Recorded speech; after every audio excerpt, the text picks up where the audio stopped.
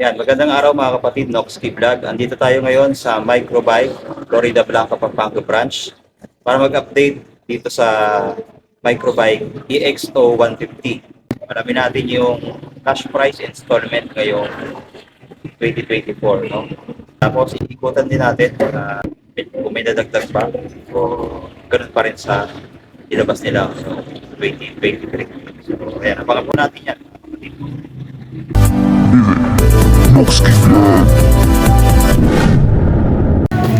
So ayan, ito po yung EXO 150. Ayan, dalawang kulay yung nakita natin dito. Meron silang kulay matte black, then merong glossy blue. Ito yung makintab, no? Ayan, so mag-update tayo sa kanyang price and installment ngayong 2024. So ayan, makita natin sa cash price nito ay 50,000, tapos SRP niya ay 55,000. Tapos kung installment natin kukunin, meron siyang down payment na 5,000. Then sa 12 months, ang hulog natin ay 5,217. Sa 24 months ay 3,133. Sa 36 months ay 2,439. Tapos may rebate pa na 300 pagka updated tayong maghulog. So napakababa na ito, magiging 2,100 na lang kung 3 years natin kukunin. So napakamura na. Meron ka ng scooter or maxi scooter na masasabi sa halagang 2,000 ang monthly. Ayan.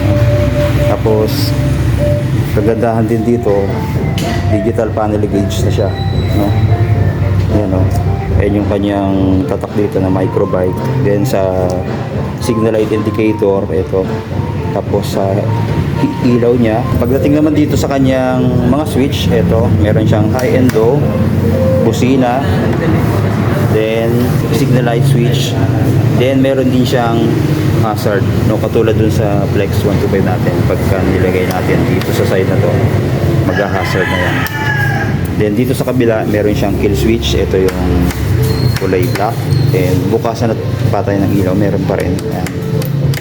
Tsaka electric starter niya dito. Then sa throttle, ito. So napakasmooth din ng throttle na to. Tapos yung lever niya ay alloy din siya na kulay silver kabilaan. Ayan. Tapos mayroon siyang maliit na visor. Kasi natin kulay black naman siya. Then sa front niya makikita natin yung kanyang decals. Ito. Para siyang flame. Tapos kulay silver tsaka kulay gold, no? Ayan, kabilaan. Tapos sa ilaw, ito meron siyang park light. Nakita natin, ayan, kabilaan. Then LED na rin yung kanyang high and low, pati yung signal light. Ayan, no? LED na yan. So napakaganda na mga kapatid. Tapos maporma din yung design nito. Nakita natin, no? Dito paangas din ang pormahan, no? Meron siyang parang winglet na dito nakalagay na. Tapos pagdating sa fender, ito naman sporty din, tapos glossy yung dito. Then sa isang klase naman ay matte finish po yan. Then disc brake na rin yung kanyang preno sa harap, no? Ayan, naka round shape. Then naka dual pad caliper yung kanyang preno. Ayan, sa harap. Tapos telescopic port din yan na kulay glossy black naman, no? Yan, makikita natin. Then dito, balik tayo dito sa kanya, sa ignition. Ito, kagandahan, naka shutter lock key na rin siya.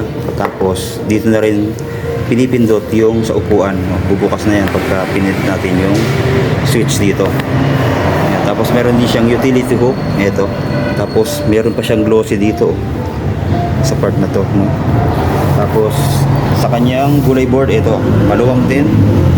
Ayan, pagka nilagay natin yung paa natin, ayan. So maluwang siya. Ayan. Tapos yung battery niya dito rin nakalagay, no? Sa kanyang gulay board. So goods na goods din yun mga kapatid. Tapos ito, maganda yung kanyang angkasan. Hindi mo mapapansin, no? So nakatago siya. So ang nito, pipindutin mo dito. Yan, para lumabas siya. So napakagandang features nun, no? Napaka safety niya, hindi sasabit yung footrest dito sa angkas. So good sa good. Tapos naka air cooled pa rin siya dito. Yan yung kanyang fan. Tapos sa kanyang muffler, ito mapapansin natin, maganda rin yung muffler na ito, no? So ayun, very sporty din siya yung forma. Tapos meron din siyang heat guard na plastic dito. Then meron din siyang tire hugger dito or yung tapalodo sa ilalim, ano? So secured yung ilalim para hindi madumihan. Tapos sa pendant, ito naman sa likod. So flexible din yung plastic. Then may reflector yan dito sa dulo. Then may ilaw din yan sa kanyang plate light. And tapos yung signal light ay LED rin. Yan, o. Pagdating naman sa tail light, LED na rin, mga kapatid. Ayan, ang ganda ng pagkaka-design din. Maliit lang siya, no?